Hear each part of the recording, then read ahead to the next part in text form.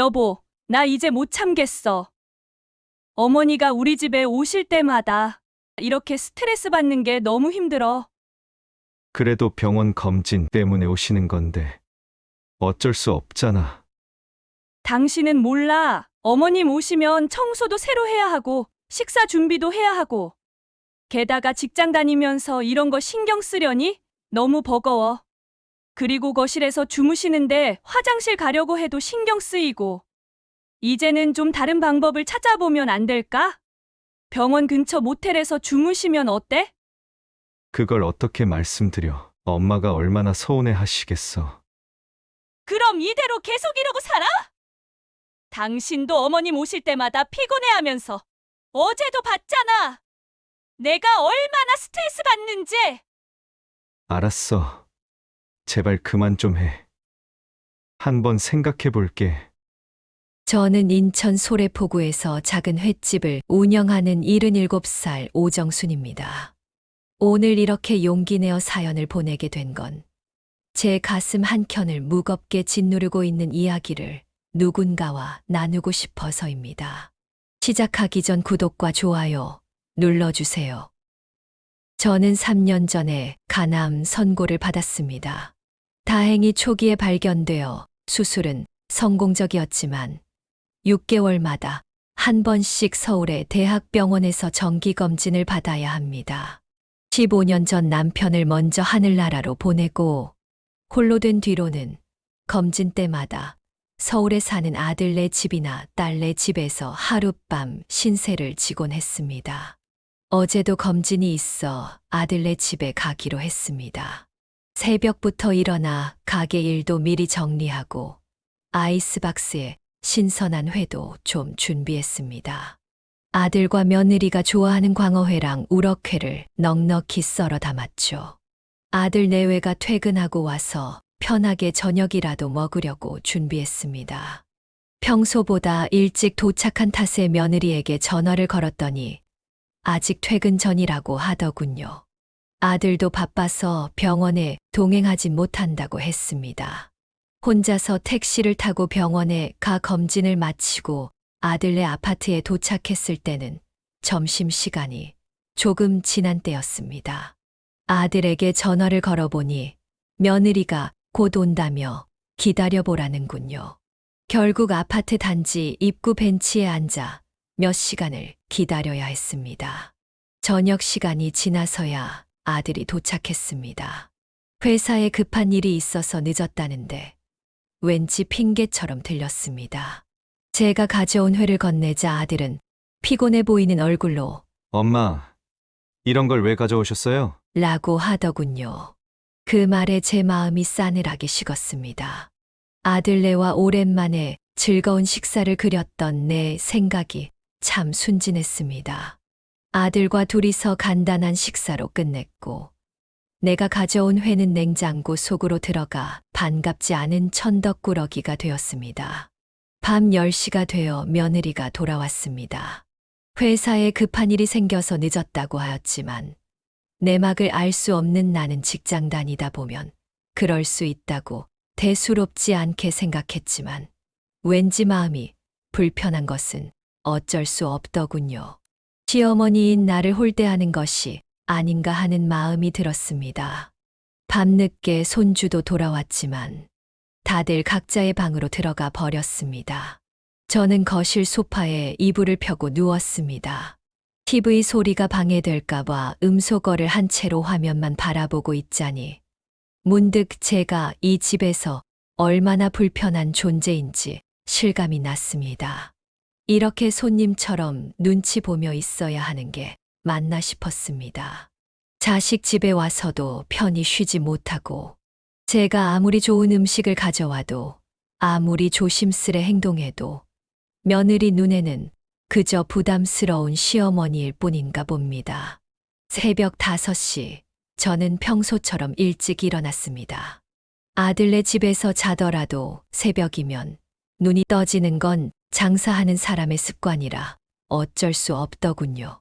조용히 이불을 개고 가방을 챙기면서 아들과 며느리에게 방해되지 않게 일찍 나가려 했습니다. 그런데 안방에서 들려오는 소리에 발걸음을 멈췄습니다. 여보, 나 이제 못 참겠어. 어머니가 우리 집에 오실 때마다 이렇게 스트레스 받는 게 너무 힘들어. 며느리의 목소리였습니다. 그래도 병원 검진 때문에 오시는 건데 어쩔 수 없잖아. 아들의 대답은 그저 형식적으로 들렸습니다. 당신은 몰라. 어머님 오시면 청소도 새로 해야 하고 식사 준비도 해야 하고 게다가 직장 다니면서 이런 거 신경 쓰려니 너무 버거워.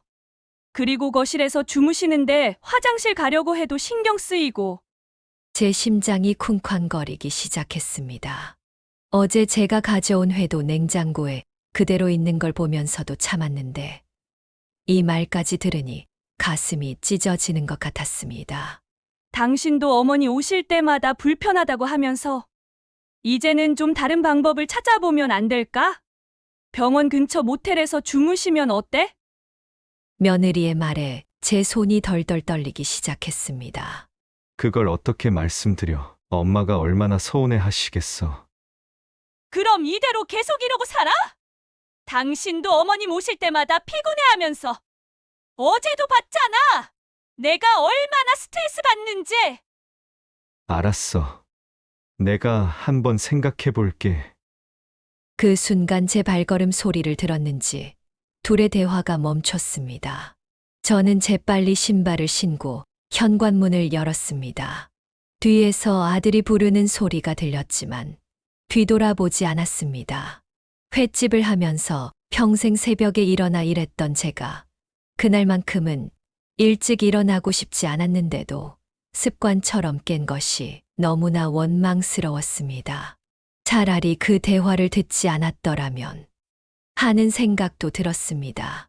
엘리베이터를 타고 내려오면서 제 뺨을 타고 눈물이 흘렀습니다. 저는 늘 조심했다고 생각했는데 며느리가 불편하지 않게 거실에서 자고 아침 일찍 나가고 애들이 좋아하는 회도 가져다 주고 하지만 그게 오히려 며느리에겐 더 큰 부담이었나 봅니다. 문득 제 어머님 생각이 났습니다. 치매로 고생하시던 시어머님을 모실 때도 저는 이렇게까지 불편해하진 않았습니다. 오히려 더 잘해드리려 애썼던 것 같은데 세상이 많이 변한 걸까요? 아니면 제가 너무 옛날 사람이 된 걸까요? 더 서러웠던 건 아들의 태도였습니다. 며느리 눈치만 보며 어정쩡하게 대응하는 모습이 제가 30년 넘게 키운 아들 맞나 싶었습니다. 아프다고 투정 한 번 부리지 않고 검진 다니는 엄마가 그렇게 부담스러운 존재였다니. 집으로 돌아오는 버스 안에서 딸에게 전화를 걸었습니다. 혹시나 하는 마음에. 하지만 딸도 비슷한 반응이더군요. 이제야 깨달았습니다. 제가 그토록 그리워하던 가족이란 이름이 제게는 더 이상 안식처가 아니란 걸. 오히려 그 이름 때문에 더 큰 상처를 받게 되는 것 같습니다. 버스에서 내려 집으로 걸어가는 길, 문득 예전 생각이 났습니다.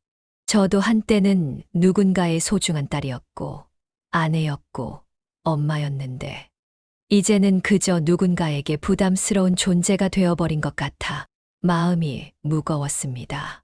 남편이 떠나고 혼자 살면서도 늘 아들, 딸을 생각하며 버텼는데 그 마음이 오히려 그들에게는 짐이 되어버렸나 봅니다. 집 현관문을 열고 들어서니 텅 빈 집안이 저를 반겼습니다. 냉장고에는 혼자 먹을 반찬들만 가득했고 거실 소파에는 얼마 전 손주들이 그려준 그림만이 놓여 있었습니다. 벽에 걸린 가족 사진을 바라보며 생각했습니다. 우리가 언제부터 이렇게 서로를 부담스러워하게 된 걸까요? 모텔에서 자라는 며느리의 말이 계속 귓가에 맴돌았습니다. 평생을 자식들 뒷바라지하며 살았는데 이제는 그저 불편한 손님이 되어버린 현실이 너무 서글펐습니다. 문득 병원 근처 요양원이 생각났습니다. 얼마 전 동네 사람들과 이야기하다 알게 된 곳인데 어쩌면 그게 나을지도 모르겠다는 생각이 들었습니다. 자식들에게 짐이 되지 않으면서 그래도 가끔은 얼굴이라도 볼 수 있을 테니까요. 여보, 우리 자식들 잘 키웠다고 생각했는데 내가 뭘 잘못한 걸까요? 남편과 찍은 사진을 바라보며 작은 한숨을 내쉬었습니다. 갑작스러운 심장마비로 먼저 가신 남편. 매일 새벽 함께 일어나 횟집 준비하던 우리였는데 이제는 혼자만의 새벽이 되었습니다. 결혼 생활 35년 동안 한 번도 저를 서럽게 한 적 없던 사람이었는데 이제는 그 따뜻한 마음조차도 그리움으로만 남았습니다. 여보, 이제는 내가 당신한테 가고 싶어요. 라고 중얼거리다가 문득 놀라 고개를 저었습니다. 아직은 우리 자식들 얼굴이라도 보면서 살아야겠지요. 자식들과 연락을 끊다시피 한지 보름쯤 지났을 때였습니다. 중학생인 손주에게서 뜻밖의 전화가 왔어요. 할머니, 저예요. 민준이에요. 아이고, 우리 손주. 공부하느라 바쁠 텐데 이런 전화를 다 하고. 손주의 목소리를 들으니 마음이 살랑거렸습니다. 아무리 서운해도 손주만큼은 미워할 수 없나 봅니다. 할머니, 저기, 이번 주말에 외할머니, 외할아버지랑 같이 롯데월드 가기로 했어요. 외할머니가 자고 가신대요. 저희 집에서. 그 순간 제 귀를 의심했습니다. 사돈네는 이틀이나 자고 간다는데 전 하룻밤도 못 자게 했던 그 집에서 그래, 재미있겠구나. 떨리는 목소리를 감추려 애썼습니다. 할머니도 오실래요? 아니, 할미는 바빠서 안 될 것 같다. 가게도 봐야 하고. 손주의 말을 자르듯 서둘러 대답했습니다. 전화를 끊고 나니 가슴 한편이 무너져 내리는 것 같았습니다. 횟집 창밖으로 보이는 소래포구의 풍경이 왜 이리 쓸쓸해 보이던지. 그날 밤 손님들 장사 끝내고 늦게 문을 닫았습니다. 평소엔 피곤해서 바로 잠들곤 했는데 그날만큼은 잠이 오지 않았어요. 사돈네는 이틀씩 자고 가도 되는 집에서 제가 그토록 눈치 보며 하룻밤 묵었다는 게 자꾸 마음에 걸렸거든요. 문득 지난달 며느리가 했던 말이 떠올랐습니다. 어머니가 오실 때마다 청소도 새로 해야 하고 식사 준비도 해야 하고. 그런데 사돈네는 이틀이나 묵는데 그런 불평은 없는 걸까요? 청소도 안 하나요? 식사 준비도 안 하나요? 새벽녘 잠 못 이루고 부엌에 나와 물을 마시다가 창밖을 바라봤습니다. 어둠 속에서 출렁이는 폭우의 물결처럼 제 마음도 출렁거렸어요. 세상에, 내가 이렇게 서러운 날을 또 보내게 될 줄은 몰랐네. 다음 날 가게에서 일하면서도 자꾸 그 생각이 났습니다. 손님들 상에 회를 놓으면서도 젓가락을 가지런히 놓으면서도 왜 사돈네는 되고 난 안 되는 걸까 하는 생각이 머릿속을 떠나지 않았어요. 저녁 때쯤 단골 손님이 오셔서 제 표정이 안 좋다며 물으시더군요. 아이고, 사장님. 오늘따라 얼굴이 어두우시네요. 무슨 일 있으셨어요? 그만 눈물이 나와 주방으로 들어가 버렸습니다. 평생 장사하면서 손님 앞에서 이런 적은 처음이었는데 결국 그날 일찍 가게 문을 닫았습니다. 집에 와서 거울을 보니 제 얼굴이 많이 늙어 있더군요. 사돈네보다 제가 더 늙어 보여서 그런 걸까요? 아니면 제가 횟집이나 하는 시골 노인이라 그런 걸까요? 혹시 저처럼 이런 차별을 겪어보신 적 있으신가요? 똑같은 자식집에 가는데 어떤 부모는 되고 어떤 부모는 안 되는 이런 서러움을 겪어보신 분 계신가요? 이제는 자식들 얼굴 보는 것조차 마음이 힘드네요. 롯데월드 다녀온 사진이라도 보게 될까봐 손주와 통화하는 것도 겁이 납니다. 내 자식, 내 손주인데 이렇게 남 같아지는 게 이런 걸까요? 그날의 일이 있고 2달이 지났을 때 추석이 다가왔습니다. 매년 명절이면 저는 새벽부터 일어나 온갖 음식을 준비했습니다. 특히 소래포구에서 횟집을 하다 보니 신선한 회를 넉넉히 준비하는 건 기본이었죠. 아들, 며느리, 손주, 우리 가족들이 맛있게 먹는 모습을 보는 게 제겐 큰 기쁨이었으니까요. 하지만 이번엔 달랐습니다. 아침부터 분주히 움직일 생각이 전혀 들지 않더군요. 냉장고엔 평소처럼 가게에서 가져온 신선한 회도 없었고, 제사상에 올릴 음식도 최소한으로만 준비했습니다. 엄마 도착했어요. 오후 3시쯤 현관문 밖에서 아들의 목소리가 들렸습니다. 문을 열어주자 며느리가 당황한 표정으로 주방을 둘러보았습니다. 어머니, 아무것도 안 하셨어요? 그래, 이제 나도 편하게 지내려고. 나가서 먹던지 알아서들 하던지. 아들이 며느리에게 무언의 눈짓을 했습니다. 며느리는 한숨을 푹 쉬더니 주방 앞치마를 둘렀습니다. 평소 같았으면 제가 먼저 나섰어. 아이고 며느리야 피곤할 텐데 앉아 있어라. 라고 했겠지만 이번엔 그저 소파에 앉아 TV만 보고 있었습니다. 어머니, 제가 간단하게라도 차려볼게요. 그래, 네가 알아서 해라. 난 이제 너희들 음식 해주느라 고생 안 할란다. 식사 준비가 끝나고 밥을 먹는 내내 어색한 정적이 이어졌습니다. 평소 같았으면 제가 이것저것 음식을 골고루 떠서 손주들 밥그릇에 얹어주고 며느리 반찬도 챙겨줬을 텐데 이번엔 제 밥그릇만 조용히 들여다보았습니다. 할머니, 회는 안 가져오셨어요? 손주가 물었습니다. 그래, 이제 할미는 그런 거 안 해. 식사가 끝나자 며느리가 설거지를 하려고 일어섰습니다. 어머니, 제가 치울게요. 그래, 네가 해라. 나는 음식도 안 했는데 뭘. 저녁이 되고 아들 내외가 짐을 챙기기 시작했습니다. 엄마, 우리 올라갈게요. 서울 가려면 차가 막히니까. 그래, 잘 가라. 어머니, 저희 자고 가면 안 될까요? 이렇게 늦었는데. 며느리가 조심스레 물었습니다. 그 순간 제 입에서 서늘한 웃음이 새어나왔습니다. 왜, 남의 집에서 자고 가려고? 불편한 사람 집에서 자겠다고? 어머니, 무슨 말씀을... 이제 나도 알아. 내가 너희 집에서 자는 게 얼마나 불편한지. 그러니 너희도 여기서 자고 가긴 싫을 거 아니야. 어서들 가. 나도 피곤하다. 엄마, 아들이 나서려 했지만 제가 손을 들어 말을 막았습니다. 됐어. 나도 이제 너희들처럼 할래. 불편한 건 불편하다고 말할 거야. 내가 늙었다고 너희가 나를 무시해도 되는 줄 아나? 나도 사람이야.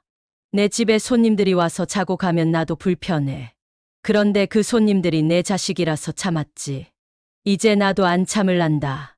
더 설명하지 마. 난 이제 다 알아.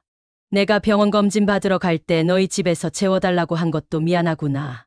앞으로는 그러지 않을게. 서울서 여관에라도 자고 올게. 그리고 성준아. 너희 집에 사돈 어른들 이틀이나 재웠다며. 네, 그게 재미있게 놀다 가셨니? 롯데월드도 가고. 참 좋았겠다. 어머니, 그건... 내가 궁금한 게 있어서 그러는데. 사돈 어른들 오실 때는 청소도 안 하니, 식사 준비도 안 하고, 화장실 가는 것도 불편하지 않아? 내가 하룻밤 자려 할 때는 그렇게 불편해 하더니, 사돈은 이틀을 자도 괜찮은가 보네. 내가 묵을 때는 거실이 비좁다더니, 사돈 내외부는 어디서 재웠어? 어머니, 저희가 잘못했습니다. 아니, 잘못이 아니라 궁금해서 물어보는 거야. 내가 검진 받으러 왔다 너희 집에 하룻밤 자는 것도 그렇게 부담스러워하고 눈치 주더니 사돈은 이틀이고 3일이고 자고 가도 괜찮은 거야? 내가 알고 싶어서 그래. 아, 혹시 내가 횟집 하는 시골 노인이라 너무 격이 떨어져서 그런 거니? 사돈 어른들은 서울 살아서 괜찮은 거고. 어머니, 제발... 아니, 됐다. 이제 알겠으니까. 나는 앞으로 여관에서 자고 갈 테니 신경 쓰지 마라. 그렇게 자식들을 돌려보내고 혼자 남았습니다. 텅 빈 집에 명절에 쓸쓸함이 가득했지만 이상하게도 마음은 홀가분했습니다.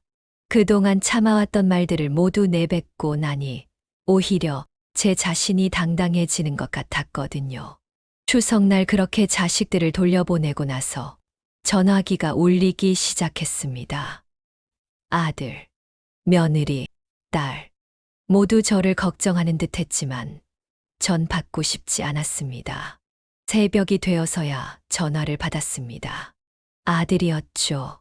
엄마, 우리가 너무했어요. 제가 잘못했습니다. 정준아, 이제 와서 뭘 어쩌자고. 엄마도 이제 다 늙어서 정신이 없는 줄 알았니? 다 알아. 너희 둘이 엄마 욕하는 것도 다 들었어. 엄마, 넌 그저 엄마가 불쌍하고 짠해서 참는 거잖아. 그게 더 서러워. 난 너희한테 그런 동정이나 받으려고 애써온 게 아니야. 말을 하다 보니 눈물이 나왔습니다.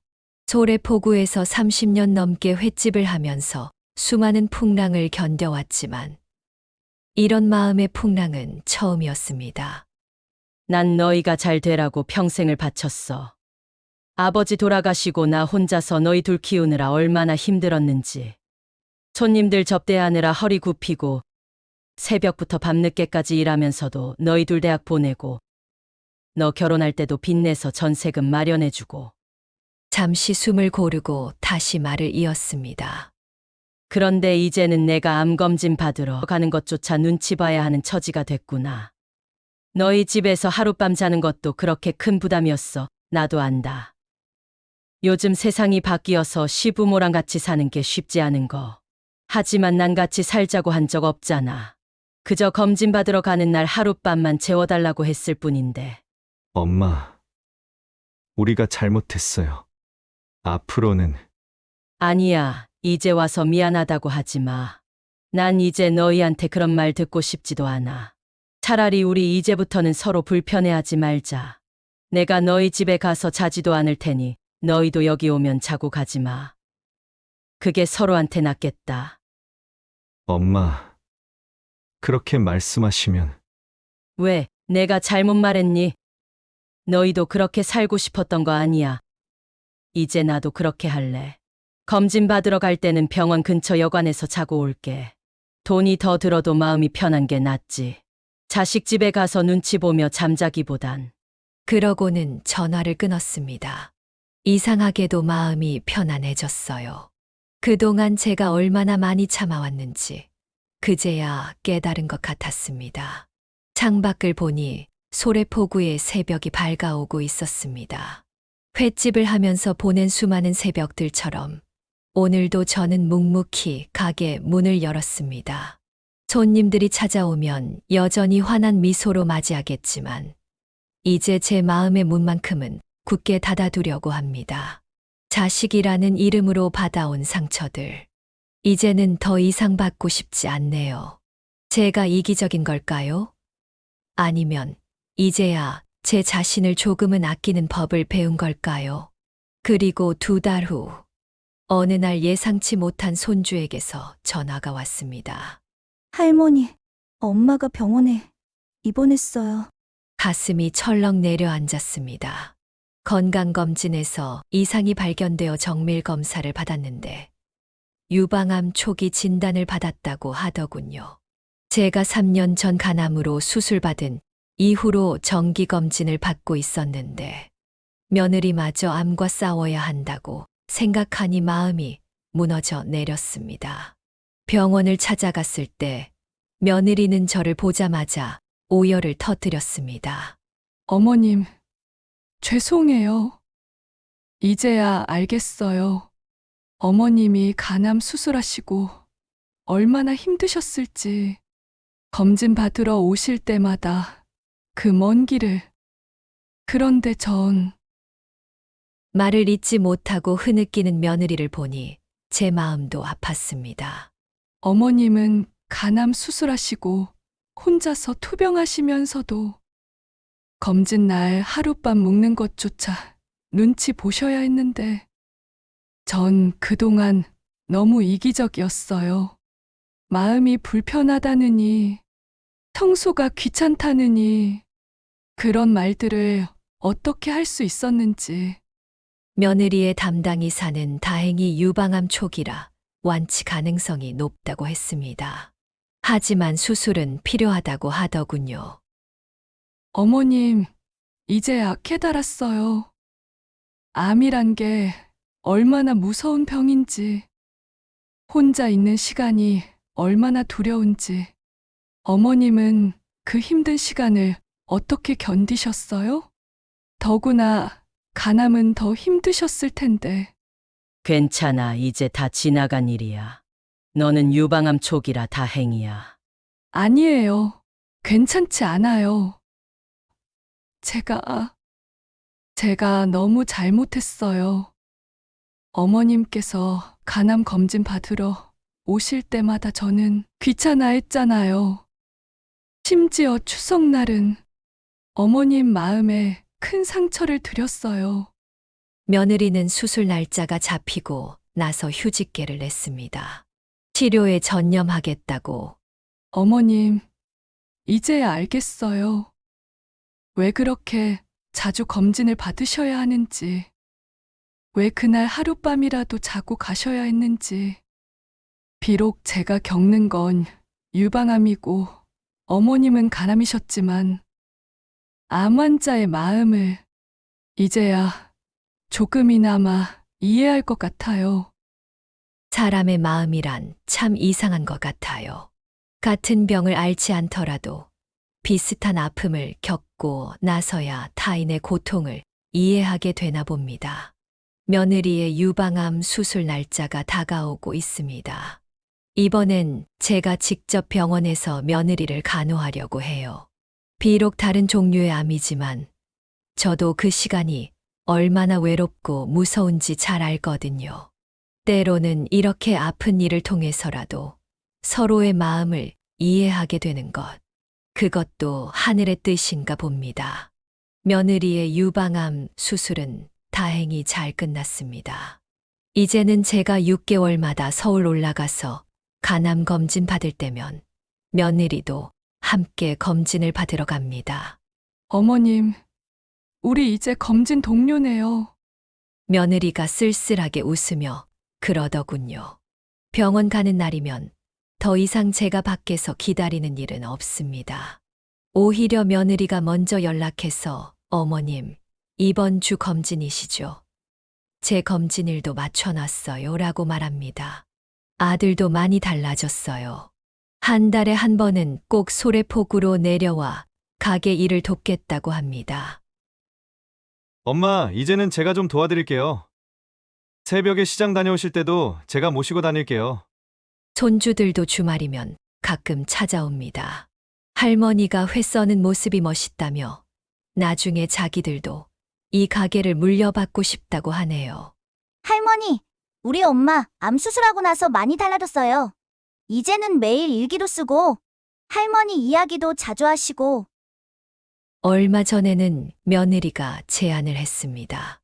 어머님, 검진 끝나고 우리 다 같이 온천 여행 한번 다녀오면 어떨까요? 일본 가까운 곳으로. 어머님도 간암 수술하시고 몸도 피곤하실 텐데 따뜻한 물에 몸도 좀 담그시고. 아들도 거들었습니다. 엄마, 이번엔 제가 모시고 갈게요. 애엄마 말대로 이제는 엄마도 좀 쉬셔야죠. 가게는 제가 알아서 할 테니까. 40년 넘게 하루도 쉬지 않고 일했던 제가 처음으로 긴 휴식을 계획하게 됐습니다. 암이라는 병이 우리 가족을 이렇게 하나로 만들어줄 줄은 몰랐네요. 어머님, 앞으로는 제가 효도하겠습니다. 이제야 진짜 효도가 뭔지 알 것 같아요. 며느리의 눈물 어린 다짐에 제 마음속 서운함도 봄눈 녹듯 사라졌습니다. 돌이켜보면 참 긴 여정이었네요. 처음에는 서운함과 분노로 시작된 이야기가 이렇게 화해와 이해로 마무리될 줄은 몰랐습니다. 간암과 유방암이라는 힘든 시련이 오히려 우리 가족을 더 단단하게 만들어준 것 같아요. 이제 일주일 후면 저희 가족은 일본으로 떠납니다. 처음 가보는 해외여행이라 설레기도 하고 두렵기도 하네요. 하지만 이번 여행이 우리 가족에게 새로운 시작이 될 것 같은 예감이 듭니다. 제 이야기가 시어머니와 며느리 관계로 고민하시는 분들께 작은 위로가 되었길 바랍니다. 때로는 힘든 시련이 오히려 서로를 이해하는 계기가 될 수 있다는 걸 저희 가족의 이야기로 전해드리고 싶었습니다. 마지막으로 이 프로그램을 통해 제 이야기를 들려드릴 수 있어서 감사했습니다. 시청자 여러분도 우리 가족처럼 서로를 이해하고 사랑하는 가정 이루시길 바랍니다. 사연 끝까지 들어주셔서 감사합니다. 이 이야기가 마음에 드셨다면 구독과 좋아요 꼭 눌러주세요. 소래포구에서 오정순 올림.